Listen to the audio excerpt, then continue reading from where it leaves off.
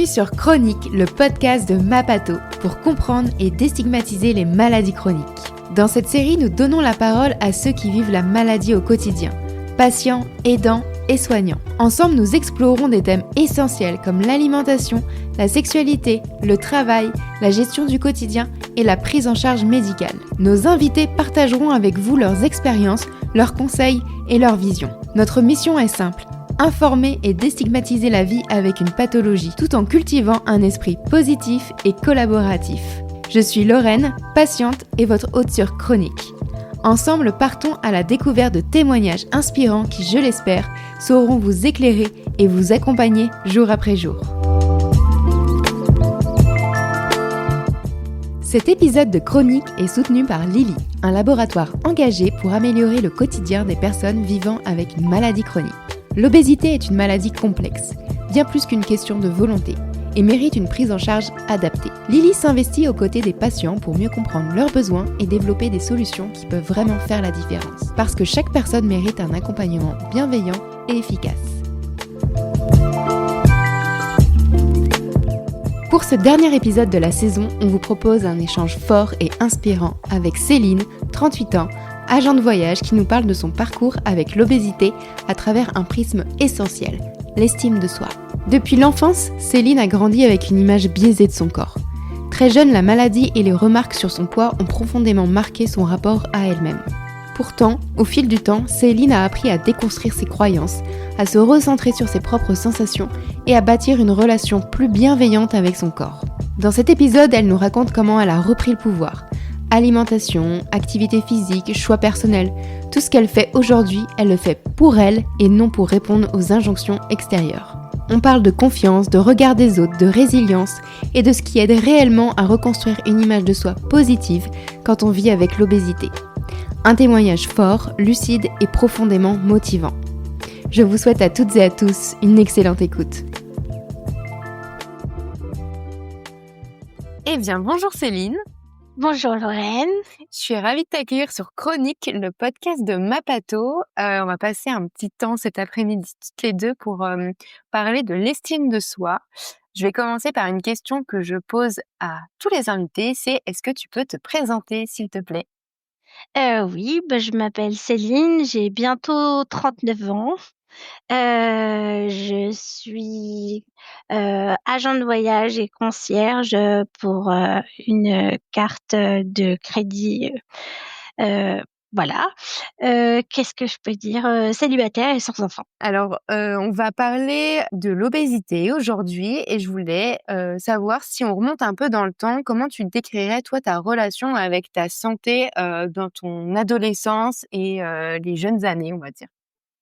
En fait, l'image de moi que j'ai eue, c'est qu'on m'a toujours envoyé que j'étais grosse, alors que franchement, en voyant les photos, je sais pas trop où ils ont vu ça. J'étais pas skinny, mais j'étais pas du tout grosse, et je pense que l'idée, du coup, elle est rentrée dans ma tête. Mmh. À l'adolescence, j'ai pris un peu de poids, mais je pense que c'est les hormones, ce genre de choses, qui jouent. J'ai été je suis tombée malade, j'avais 12 ans, d'une maladie auto-immune, mais on l'a découvert, qu'à mes 25.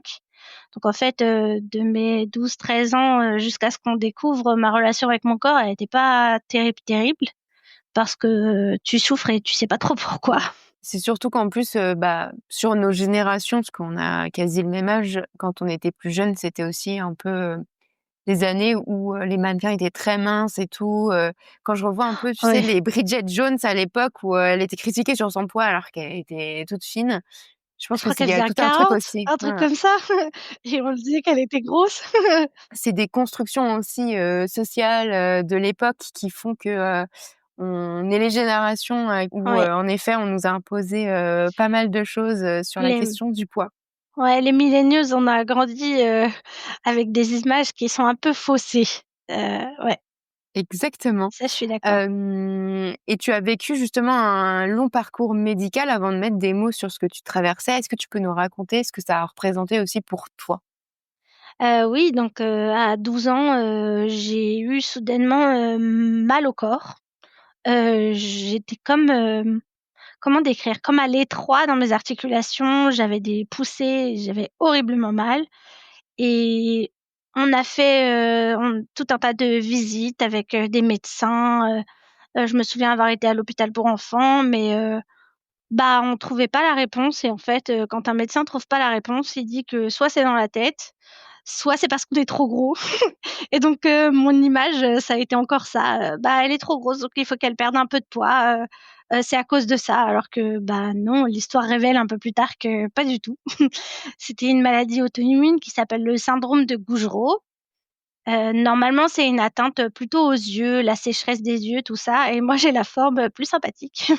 Moi, c'est mes articulations et donc en gros, j'ai vécu dans un corps d'une, femme de 90 ans alors que voilà, j'y suis pas encore, j'ai même pas encore 40 ans et voilà et donc du coup, oui, c'était très difficile, même, toute l'adolescence, bah, même encore maintenant, parfois, je suis diminuée et ça donne pas trop confiance en soi, quand on a l'impression qu'on avance au ralenti et que ouais. Du coup, tu as dû attendre tes 25 ans avant d'avoir le diagnostic. Quand tu as eu le diagnostic et que du coup les mots ont été posés aussi sur la maladie, ça a dû être libérateur aussi pour toi?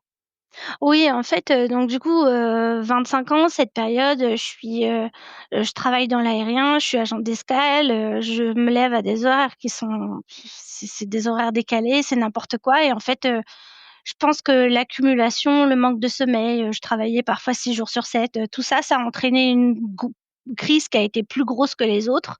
J'arrivais plus à marcher, mes doigts se sont bloqués, mais vu que j'ai un tempérament plutôt tenace, j'ai été quand même j'ai tiré sur la corde et ce qui m'a amenée, aux urgences et oui, effectivement, j'ai eu de la chance parce que je suis tombée sur quelqu'un, qui connaissait parfaitement cette maladie et j'ai eu de la chance, en fait, parce que du coup, je suis tombée sur elle, elle a fait le bon test qui a permis de déterminer ce que j'avais et franchement, c'était ouais, ça a été libérateur. Après, s'ensuit, une période d'acceptation mais de poser des mots sur ce que c'est, vraiment, ça fait du bien de savoir qu'en Mmh. fait, bah, non, c'est pas dans ma tête.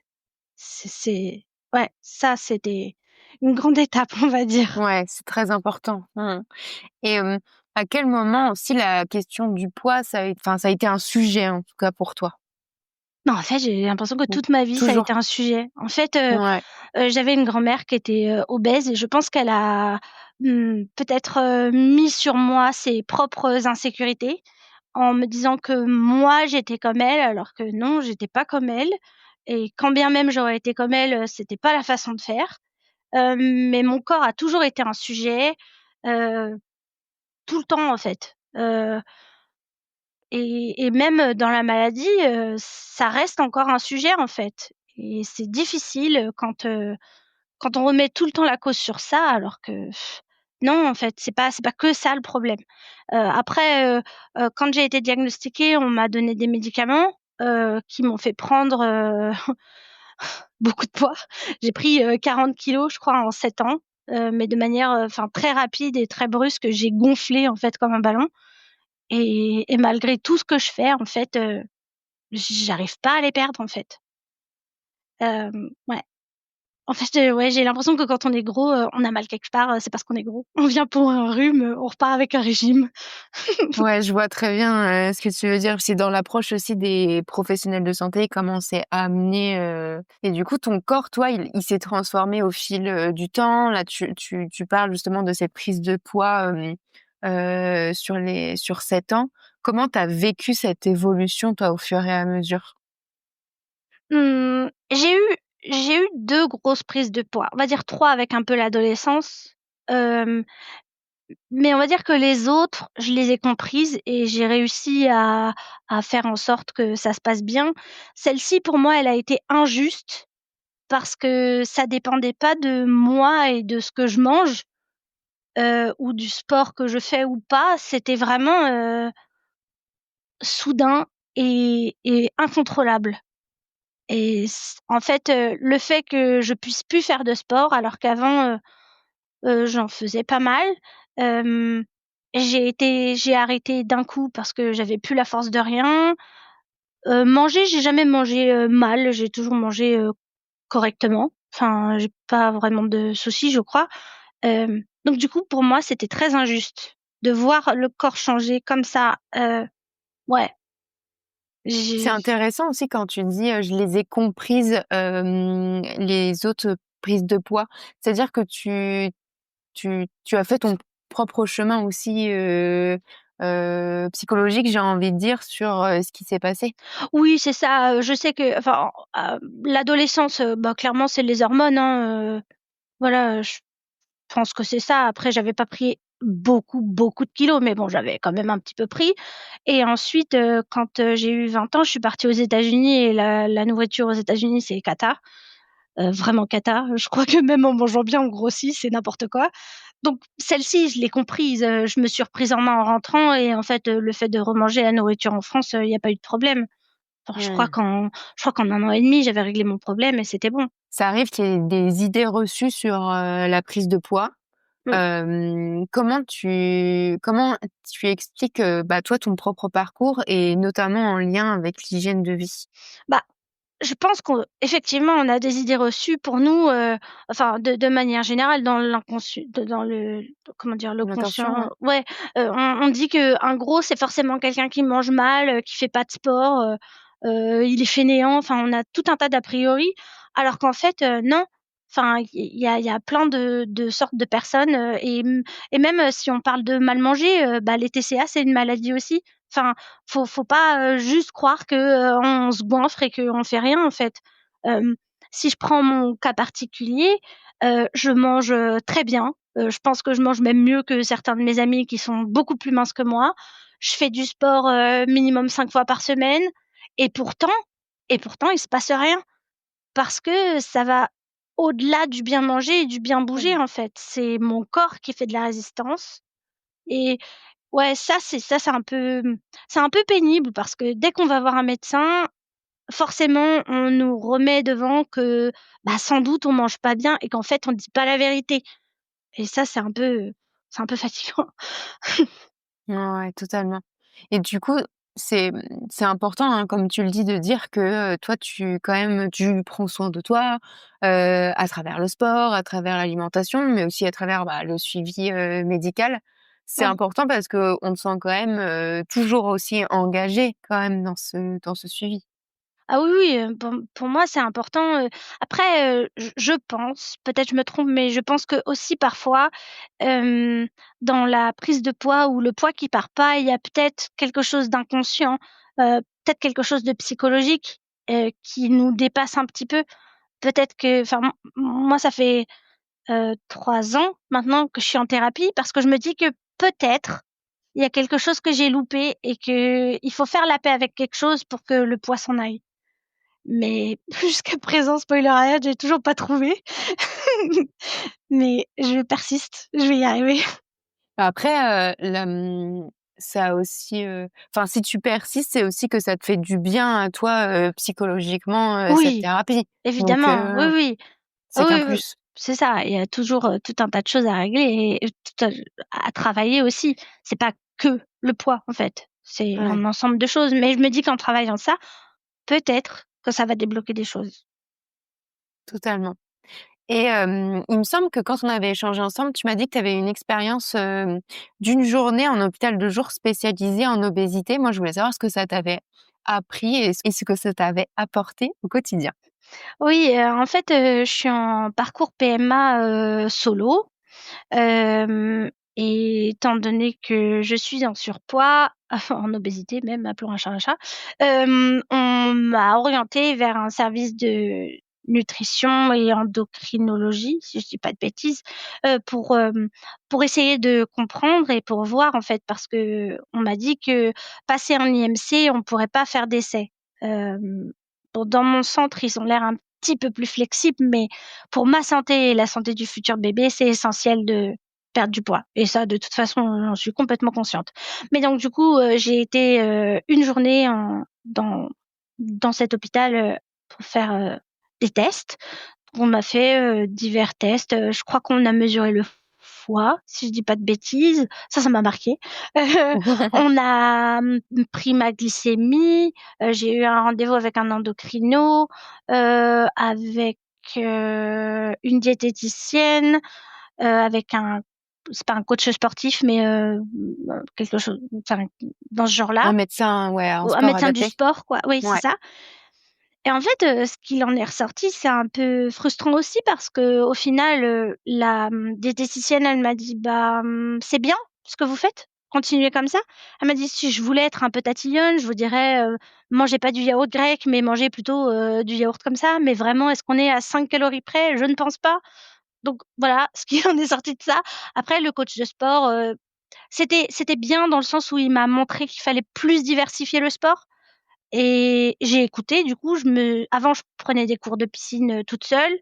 Bah, du coup, en janvier, j'ai décidé de m'inscrire à la piscine dans des cours de natation, heu, bah, voilà, pour, me forcer, en fait. Je suis dans l'eau, je suis obligée de suivre un cours et donc ça m'a apporté beaucoup de choses et du coup, la nutritionniste, c'est elle aussi qui a insisté sur le fait que parfois, il y a des choses qui sont bloquées, dans le psyché et que, bah, peut-être que ça viendrait de là.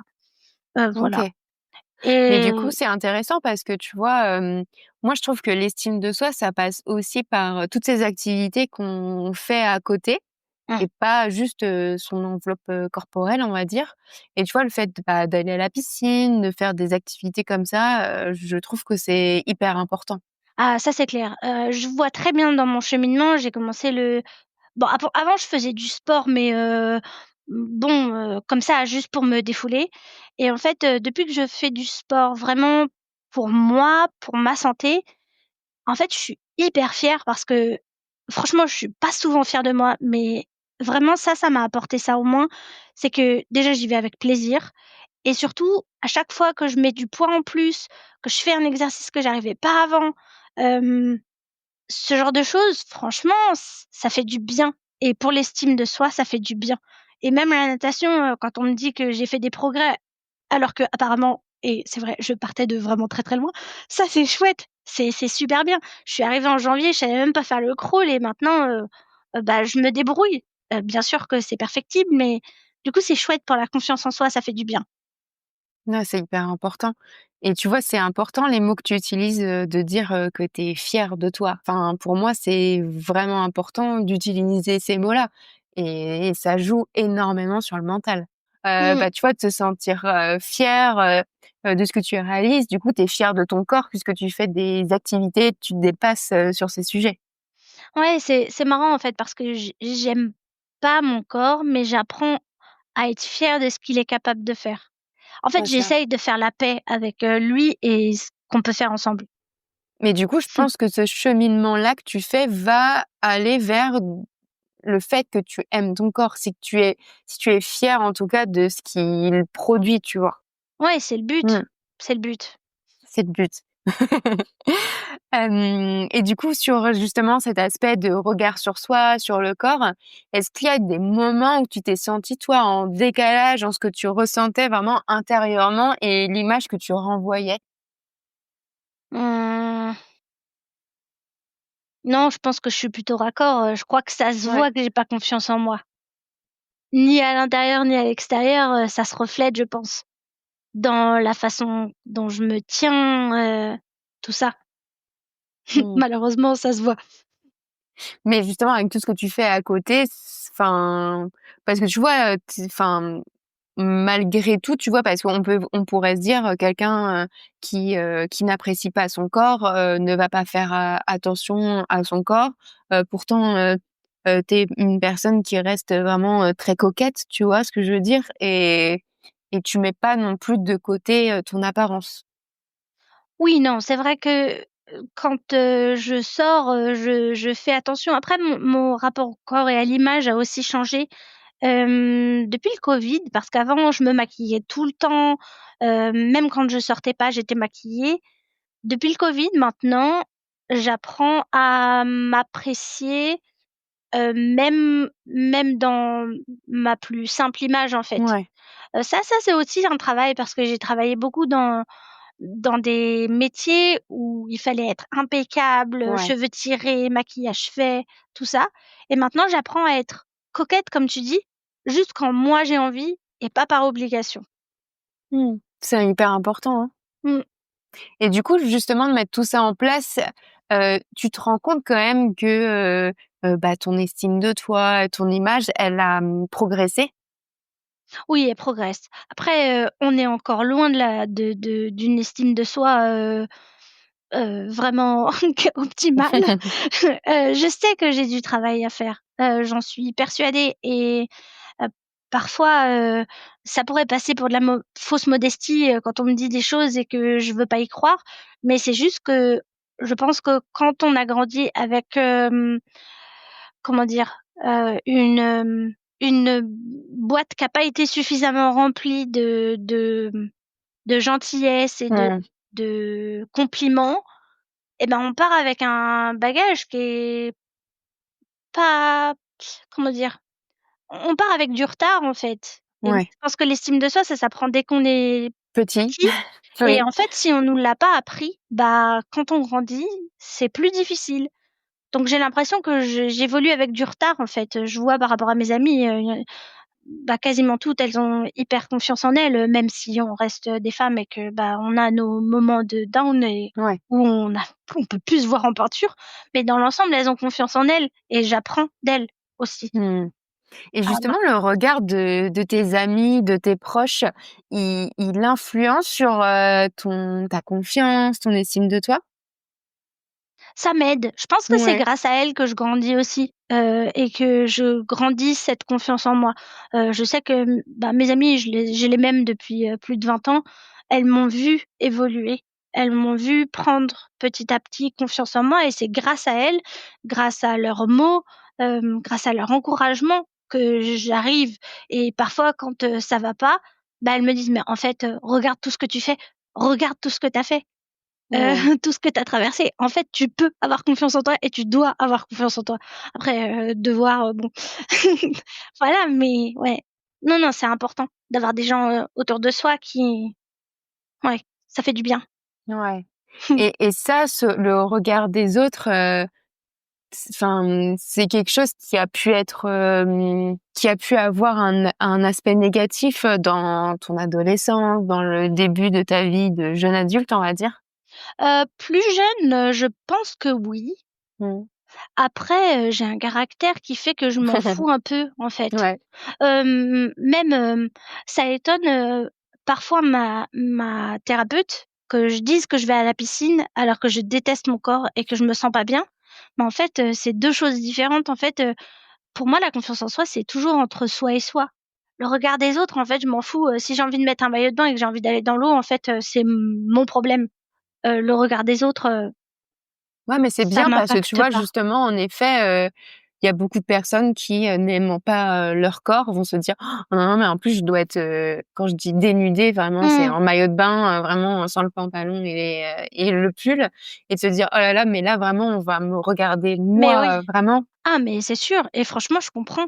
En fait juste, je me dis, c'est déjà compliqué de vivre avec son propre regard. Si en plus on ajoute celui des autres, Oui. mais au secours quoi. Et ben, on va tous prendre, ce que tu dis pour acquis pour tout le monde et comme ça on avance comme ça et comme ça il y aura moins de problématiques. Non mais c'est vrai, on est déjà suffisamment, plein d'intolérance envers soi-même. Tout à fait. Heu, Déjà c'est difficile d'être juste envers soi et d'avoir des paroles sympas envers soi. Franchement si en plus on doit tenir compte de ce que les autres pensent, on n'a pas fini, hein. Et ça, du coup, ça, est-ce que c'est quelque chose que tu fais, quand tu parles d'avoir des paroles, des bonnes paroles pour soi? Est-ce que c'est des tu vois, l'affirmation, positive, qu'on voit un peu passer, partout? Est-ce que c'est des choses que tu fais, sur toi? Franchement, j'essaye. J'essaye parce que je sais que ton corps entend et ton corps vibre dans le positif si tu lui envoies du positif. On m'avait donné, comme conseil d'écrire sur mon miroir Ah oui, oui, je l'ai déjà vu passer parce ces choses-là. que ouais, parce que j'arrivais pas à me regarder, en fait. J'arrive pas à me voir, j'arrive pas à m'apprécier et j'arrivais pas à me dire les choses, et on m'avait dit: «Bah, écris sur ton miroir, tu es belle». Et du coup, bah, le matin quand tu vas mettre ta crème, tu es obligé de le voir parce que c'est écrit sur ton Ouais. miroir, et ton inconscient, il va lire le message et petit à petit, ça va peut-être finir par rentrer.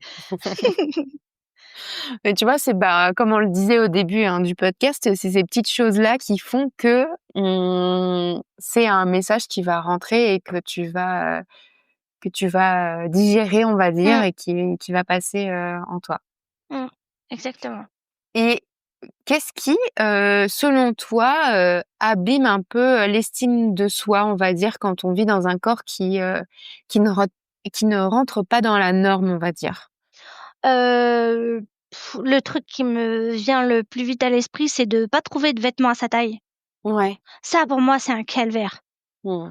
Bah, mmh, j'aimerais, avoir, mon propre style et m'habiller comme je veux, mais en fait, je trouve pas d'habits et acheter des vêtements sur internet, qu'au final, ça va pas m'aller, c'est encore pire, en fait. Ça, vraiment, c'est le pire. En fait, ça passe même au-delà du regard des gens, en fait, Mmh. parce que le regard des gens, on va dire que c'est propre à eux, s'ils aiment pas à quoi tu ressembles, c'est leur problème. Mais le fait que tu ne rentres pas dans un vêtement, ça te saute au visage qu'en fait, tu ne rentres pas dans ce que la société veut de toi, en fait.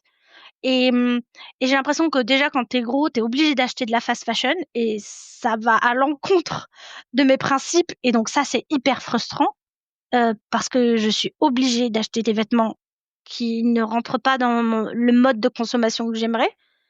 Hem, ouais, ça, c'est ça le plus dur, en fait. De mon regard, mais je me trompe peut-être. J'avais l'impression que ces dernières années, ça s'était quand même développé d'avoir justement des marques qui se développent de plus en plus sur des tailles très larges. Quand je dis très large, c'est que ça va aller vraiment du XXXS à XXXL parce que vraiment que ce soit sur des personnes qui ont un peu plus de poids, mais aussi des personnes qui sont beaucoup plus minces. Ça s'était vraiment développé que d'avoir vraiment le S, le M et le L. Ouais, c'est vrai que c'est un petit peu mieux, mais en fait, ce que j'ai remarqué, c'est que si tu veux une grande taille, il faut forcément commander sur internet. Ouais. Mmh.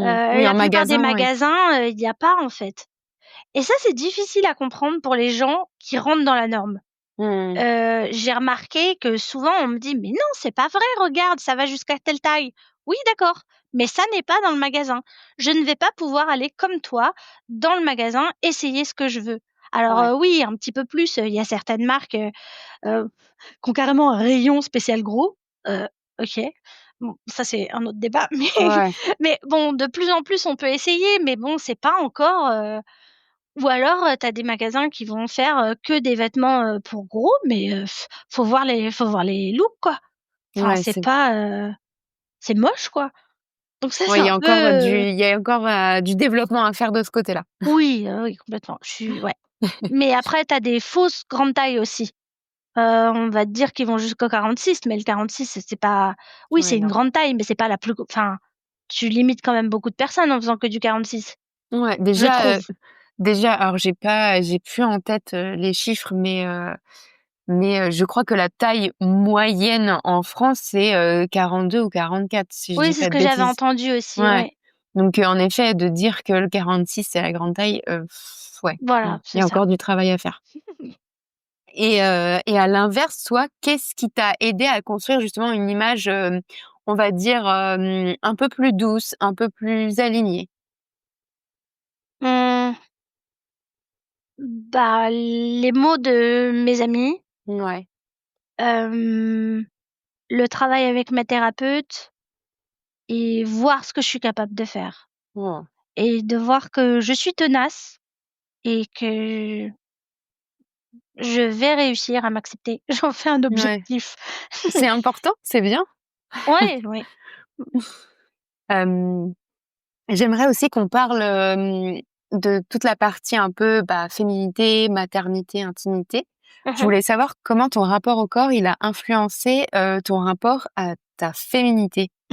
Ça, j'ai pas l'impression que ça ait beaucoup changé. Ouais, Bah, comme on disait, j'aime bien m'apprêter en fait, parfois c'est plus difficile certains jours parce que je m'aime pas et que j'ai du mal à trouver une tenue qui me plaise, pardon. ouais. Hem, non, dans l'ensemble, je sais pas. À l'adolescence, ça a été le cas aussi ou vraiment c'est plus en grandissant que, enfin, c'était un non-sujet, quoi? Ouais, je crois que c'était un non-sujet. Bon, bah, tant mieux pour toi. Ouais, en fait, bah oui, j'aimais bien, j'ai une maman qui se maquillait beaucoup, Mmh. qui est très coquette. Heu, du coup, je pense que j'ai eu cette image-là, et j'ai toujours pris le maquillage et les habits un peu comme un jeu, Ouais, en c'est bien fait. ça. Mmh. Et j'ai fait du théâtre aussi quand, j'étais plus jeune, jusqu'à il y a pas si longtemps que ça. Mais ce que je veux dire, c'est que ça fait partie aussi de ça, de jouer quelqu'un d'autre. Ça Ouais. aussi, mmh, c comment dire? Ouais, ça te fait jouer quelqu'un d'autre, ça te fait jouer avec ta féminité aussi, quelqu'un que tu serais pas forcément dans la vraie vie, mais du coup, Mmh. ouais, je sais pas si c'est très clair ce que j'ai dit. Non, c'est très clair. Moi, j'aime bien et puis, tu sais, le théâtre aussi, ça pousse à s'exposer et du coup, ça t'aide aussi, dans l'image que tu as de toi, je trouve. Ah oui, bah alors ça a été le gros point que les gens autour de moi comprennent pas, comment je puis être aussi à l'aise, sur scène et aussi peu dans la vraie vie. Mais après, Mais comme tu le dis, tu joues un personnage, donc c'est vrai c'est ça. que, et tu vois, c'est marrant parce qu'au théâtre, tu vois, enfin, les personnes qui font des théâtres, c'est aussi souvent des personnes qui disent qu'ils sont timides et on se dit, bah, pourquoi, si elle est timide, Mmh. elle fait du théâtre? Et en fait, c'est ça, en fait, c'est jouer un personnage et c'est pas être forcément soi sur scène. Et oui, c'est pas moi, c'est quelqu'un Mmh. d'autre, donc c'est plus facile. Et puis en plus, on voit pas les gens, donc on est dans le noir, on voit C'est ça. personne, donc Au début du podcast, du coup, tu nous parlais du fait que tu es engagée dans un projet de PMA en solo. Moi, je voulais ouais. savoir, ce parcours de maternité, est-ce que ton corps, ton image, ton poids ont été des sujets dans ce contexte-là? Ah bah oui, carrément. Mmh. Ah oui, oui, bah oui, parce que en PMA, tu peux pas faire un bébé si tu as un IMC supérieur à 35. Donc déjà d'emblée, on est sur un problème. Déjà là. Après, moi je sais que j'ai mis du temps à m'inscrire, dans le parcours parce que justement j'avais peur d'être jugée sur mon poids. Donc au début je me disais: «Bah, en fait, je vais passer par un circuit, alternatif où on va pas trop m'embêter sur mon poids». Hem, donc j'ai fait une insémination avec, Cryos, et en fait, ça n'a pas marché et du coup je me suis dit: «Bon, bah, je vais aller voir quelqu'un d'autre pour faire une FIV, au Danemark». Et en fait, le poids est revenu direct parce que pour faire une Ouais. FIV, il faut faire un IMC inférieur à 35 et donc là, je me suis dit: «Bon, le temps que je perde du poids, bah, du coup, mon dossier sera finalement accepté donc allez, autant s'inscrire, en France et faire le parcours en France» et voilà. Est-ce que tu as ressenti de la part des professionnels de santé aussi, que c'était vraiment un sujet, qu'il fallait que tu prennes, à bras le corps, si je puis dire? Bah, en fait, j'ai été très agréablement surprise, en fait, pour être honnête, parce que le centre de PMA et le Sécos où je suis suivie, Ouais. ils sont vraiment très bien, extrêmement bienveillants. Ah, c'est Les chouette. personnes à qui j'ai eu affaire, vraiment, elles ont compris mon problème et mon combat et chaque fois que j'y suis allée, oui, on m'a fait comprendre on m'a dit que mon IMC était trop élevé et c'est factuel, c'est trop élevé. Mais par contre, on m'a dit, on disons qu'on m'a encouragée. On m'a dit: «Vous êtes sur la bonne voie, vous allez y arriver. Si jamais vous n'avez pas un IMC à 35, mais qu'il est un tout petit peu plus élevé, peut-être qu'on pourra faire au moins un essai». Mais après, on m'a fait comprendre aussi d'un point de vue clinique que c'est dangereux pour moi et pour le bébé et ça, j'en ai tout Ouais. à fait conscience, pardon. Hem, mais non, ça a été pris avec, bienveillance et non, vraiment, c'était bien. Je Ouais. suis bien accompagnée en tout cas. C'est important de se sentir, bah, justement écouté, surtout sur ces, enfin, sur ces parcours-là où justement on est plus vulnérable, de se sentir bien accompagné avec les bonnes personnes. Ah mais carrément et Mmh. surtout, dans un parcours comme ça où enfin quand même, déjà je suis seule dans le parcours et j'ai Mmh. besoin d'avoir une équipe de soignants autour de moi. Voilà, pas comme, j'ai pu rencontrer avant ou des personnes qui jugent, alors certes c'était pas le même parcours mais quand même, non c'est un bon hôpital. Ouais. Ça fait du Mmh. bien. Un Ouais, peu. c'est ça. Quel message tu aimerais, transmettre justement à d'autres personnes qui se sentent, bah, parfois, tu vois, en souffrance avec leur corps, qui ne se sentent pas alignés? je dirais que c'est un travail qui prend du temps. Hem, Entourez-vous des bonnes personnes. Hem, Ayez confiance en votre corps aussi et parfois c'est une passade et c'est difficile, hem, mais en fait, on s'en rend pas forcément compte, mais parfois on traverse des choses avec notre corps et dans la vie et on apprendra la leçon de ça plus tard, en fait. Moi, je suis persuadée que je ressortirai de là, justement, en fait, ouais, j'ai pris du poids, ça a été dur, ce que je traverse, c'est pas facile, mais au final, j'en sortirai avec une leçon et j'apprendrai à avoir confiance en ce que mon corps peut faire et en moi, en fait. Mmh. Tout prend du temps aussi. Faut pas mettre la charrue avant les bœufs. Totalement, je suis bien d'accord avec ça. Et s'il y avait une chose que tu aimerais que la société, comprenne mieux sur le vécu des personnes qui sont en situation d'obésité, ce serait quoi? Déjà, on n'est pas gros par plaisir, hein. Déjà. Hem Qu'on arrête de faire des suppositions aussi, heu, Mmh. qu'on arrête de penser qu'on se goinfre et qu'on fait aucun effort. En fait, ne prenez pas pour acquis, ce que vous pensez, mais essayez de vous mettre dans la tête de la enfin, essayez d'écouter, en fait, ce que la personne a à vous dire. Si la personne vous dit qu'il y a quelque chose qui cloche et qu'elle sent qu'il y a quelque chose qui va pas, bah, faut juste écouter, en fait et faire f essayer de l'accompagner au mieux pour voir ce qui va pas, en fait. Mmh. Hem Si elle vous dit que, bah, voilà, on mange bien, on fait du sport, on fait ce qu'il faut et que malgré tout on maigrit pas, bah, essayez de nous orienter en fait, faites les essais qu'il faut, les tests qu'il faut pour nous aider à nous sortir de là. Ouais, Mmh, totalement. voilà. Pour clôturer ce podcast, j'aimerais savoir aujourd'hui quelle place prend, l'estime de toi, enfin l'estime de soi, l'estime de toi du coup dans ta vie et comment tu la cultives du coup? Mmh, Ça prend de la place parce que c'est un objectif que je veux atteindre et comment je m'y emploie? Bah, je fais du mieux que je peux en fait. Mmh. Je cherche à être une meilleure personne avec moi-même. J'essaye d'être, plus douce, plus sympa, de remplir ma jauge d'amour, personnel. Mmh. Mmh. C'est important. Ouais. Bah, en tout cas, merci beaucoup Céline d'avoir partagé, bah, ton parcours. Moi j'espère que justement tu vas réussir à atteindre cet objectif, que tu t'es donné parce que je pense qu'il est pas très loin. Donc merci à toi. Merci beaucoup Lorraine, de m'avoir donné la parole.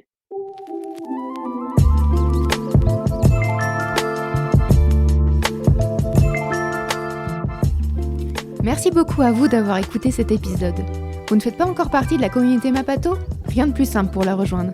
Rendez-vous sur mapato.com, mapatho.com, ou bien téléchargez notre application gratuitement sur Apple Store et Play Store. C'est pratique, rapide, gratuit, alors foncez!